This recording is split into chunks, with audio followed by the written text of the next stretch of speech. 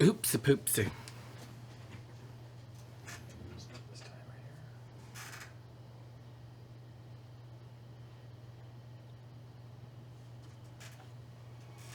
Ready?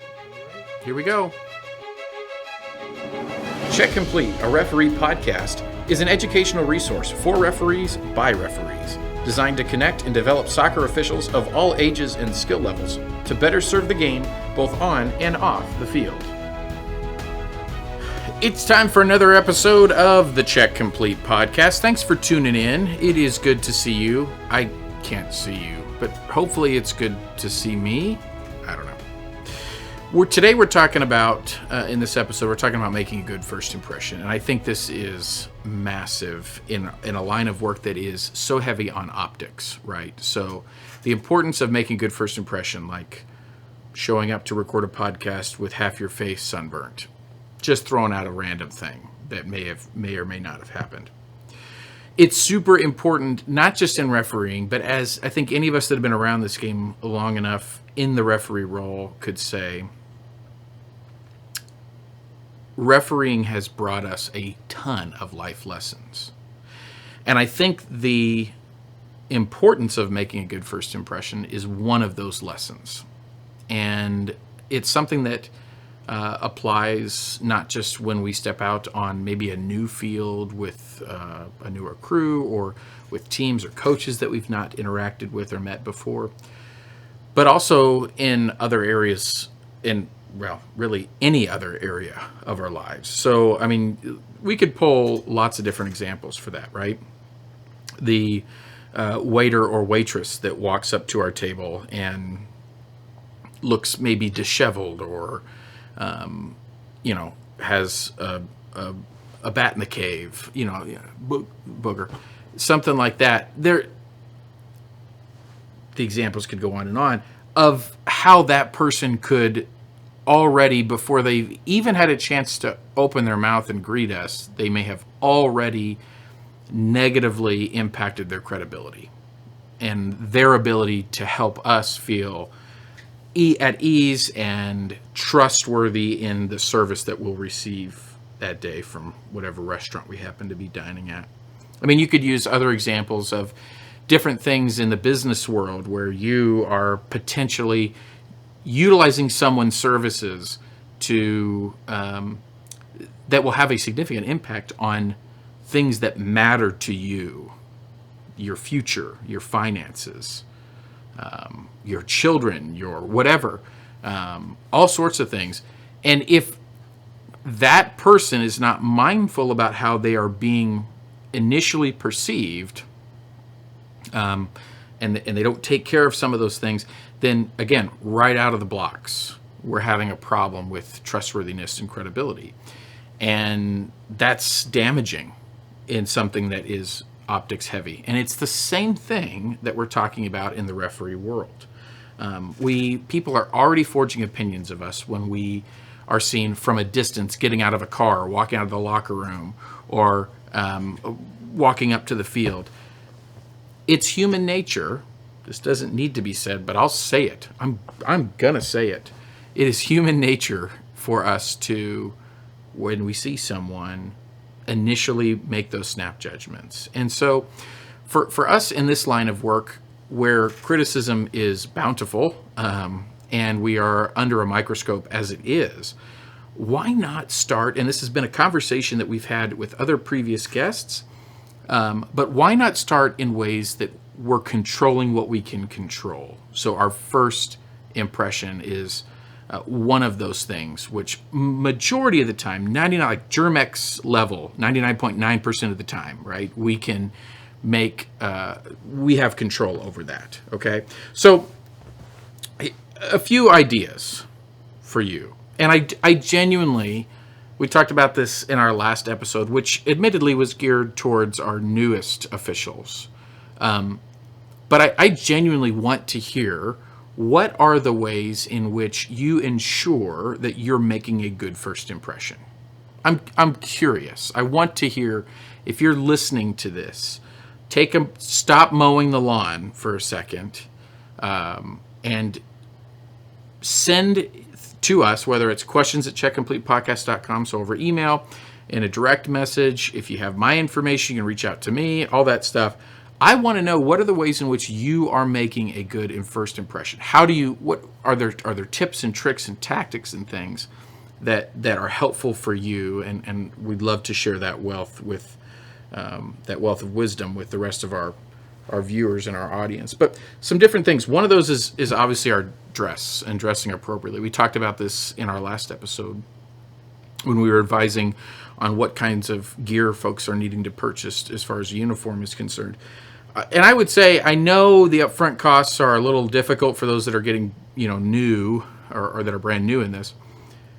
Take the opportunity to, I know it's a little bit tough, but to spend a little bit of money to get the right things. Don't cut corners on uniform. Invest in that first impression by investing in the right gear. And do the little things right. Like, get the sleeves that come up over or the socks that come up over your calves, for crying out loud. Getting the right shirt and getting the right shorts, and making sure that it's laundered. I've got some officials that I work with in a different sport. There's one in particular that comes to mind, that it's like, that thing looks like it's been through like some sort of war. And it's just not that challenging to get the right gear. And the cost is not prohibitive enough that it should keep us from gearing up in the correct way. The second one is to be punctual. Make sure that you're following the guidelines of the leagues and clubs and assigners that you're working for. So if they're asking you to be there 30 minutes ahead of time, make sure that that's like actually at the field, not like parking your car and then being there actually at the field 25, 20 minutes, those kinds of things. Take pride in doing those little details well about punctuality, and not starting, even just with your crew, not starting off on a bad foot to go, well, they didn't communicate well with me, and then they didn't show up on time, and now I don't trust them, right? So be punctual. Positive body language. I think that's big, and sometimes we might need, if you're wondering, what's my body language like? Maybe you need a trusted friend to tell you that, you know what, you kind of have an RBF. And I won't say what that is, because there's a naughty word in the middle of that. But you have a face that looks like you're not overly engaged, that you don't want to be there, that you're just irritated. And does your body language mirror that? Or is it coming across in a way that shows disinterest or even apathy? Let's make sure that we address those things, because that could hurt us well before we even have a chance to hurt ourselves with a bad decision or a missed call, right? Practice active listening. So make sure that when we're talking with coaches and we're talking to people before the game, whether that's crew, but especially with coaches and players, that we are genuinely listening to what they're saying and not just waiting to talk, okay? So making sure that we're showing value in their thoughts and their opinions, okay? Making sure that we're using positive language. This would be number 5, to speak clearly and try to avoid negative words and phrases, okay? Make sure that we're asking people nicely, using basic manners like please and thank you. It amazes me how many times, I don't know if it's because we find ourselves in this position of authority, and so we find like, oh, I'm in a position of authority, so I can just like tell people what to do and come across almost dictator-like. That's not appropriate and isn't going to get us to the point where we have a working relationship, especially with coaches, to provide the best possible game day experience for our student athletes. And then the last one, and this is not an exhaustive list by any means. So when I say last, it just happens to be the last thing on this. Wait, did I scroll all the way down? Yes. So show enthusiasm that you are excited to be working the game. I'll be honest, there's some games where I'm not exactly enthused to be there.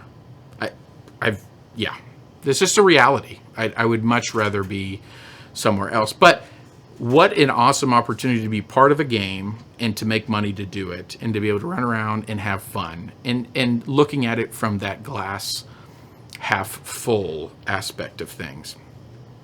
That perspective is huge. And if you don't act like and seem like you're enjoying it, even if it's a fake it till you make it kind of thing, that is very noticeable. And it bleeds out through other ways, even in just your tone or your body language, as we mentioned previously. So embracing that mindset, going, you know what, might not be there may be somewhere else I'd like to be right now, but this is where I'm at. This is the commitment that I've made. And so I'm going to be here and I'm going to make the most of it and have a good time. So remember that making a good first impression sets the tone for the entire match. So get out there. If you have, let me finish that thought. Get out there and make a good first impression. Start the game strong. And if it's not something you've prioritized in the past, see what it would look like when you try it that way, and help your crewmates do the same thing. But if you have things for us, ways that you make a good first impression, let us know. Good luck.